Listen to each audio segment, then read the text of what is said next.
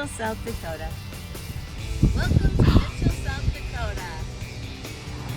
This is the first house that my grandparents owned in Mitchell. So what are your memories of this house in Mitchell?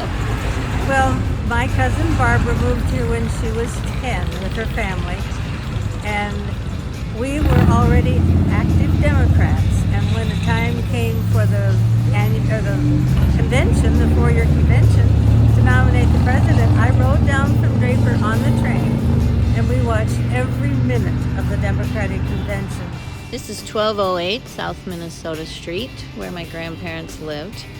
The house was pink most of the time when I was growing up, and the landscaping was much nicer.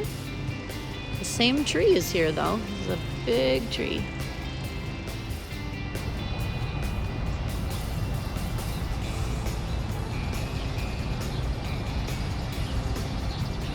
This is the path I would have walked when I was a little kid, probably much too young to be walking around by myself. I come from my grandparents' house about a block away. This house right here, there were 3 girls my age there, so I would always play with them when I was in town.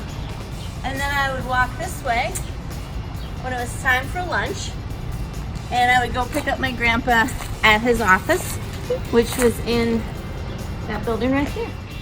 Making my way to the Rollins Campus Center and this beautiful Jackson Plaza that they have at Dakota Wesleyan now. The Sherman Center is attached to the Rollins Campus Center, which is nice because the Shermans were good friends of my grandparents. I met them many times. Here we are in front of the Rollins Campus Center, named for my grandparents, Gordon and Elsie Rollins. My grandpa Gordon worked at Dakota Wesleyan University for about 40 years. And it's a beautiful... This is a mural at the Dakota Discovery Museum, formerly known as the Friends of the Middle Border Museum. And in this painting is my grandfather, Gordon Rollins. Here is a homesteader's cabin exhibit at the Friends of Middle Border Museum, or Dakota Discovery Museum, and the quilt was made by my great-great-grandmother, Emily. I received it from my cousin Karen, and I gave it to the museum to put in this exhibit. Here we are at the McGovern Library on the Dakota Wesleyan campus. Here is a picture of my mother, Barbara, with George McGovern, and the sign says she is his protege and intercollegiate oratory champion. Sitting in some old seats from the airplane that George McGovern used to fly around and campaign for president in 1972, and he was roundly defeated by Richard Nixon. So here we are at Graceland Cemetery.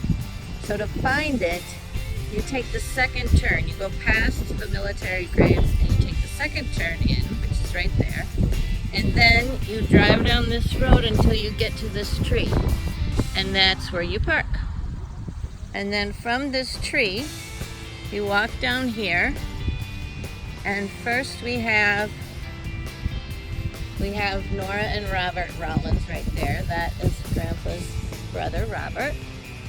And then you walk this way.